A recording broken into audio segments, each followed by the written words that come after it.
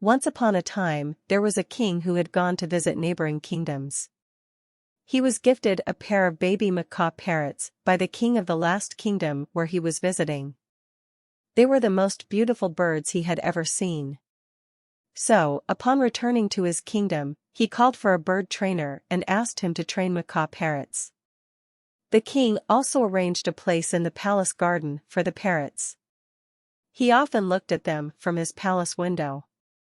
As time passed, one day the trainer came to the palace and informed the king that though one of the parrots was flying majestically high in the sky, the other one was not moving from its branch since the day it had arrived.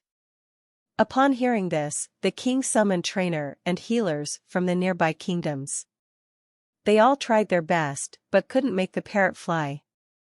He even asked his courtiers to try to find a way to make the parrot fly, but they all failed. The parrot was not moving from his branch at all.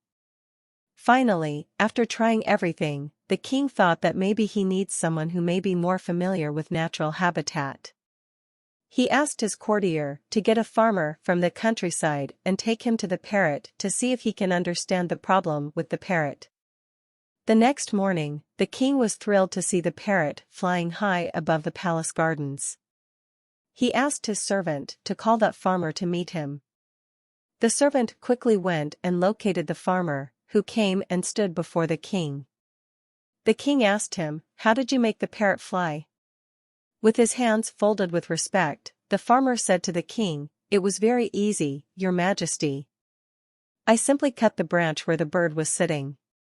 Moral: we are all gifted with energy to find a success in our life, but fail to gather a courage which is required to reach heights of success and end up clinging to the things that are familiar to us.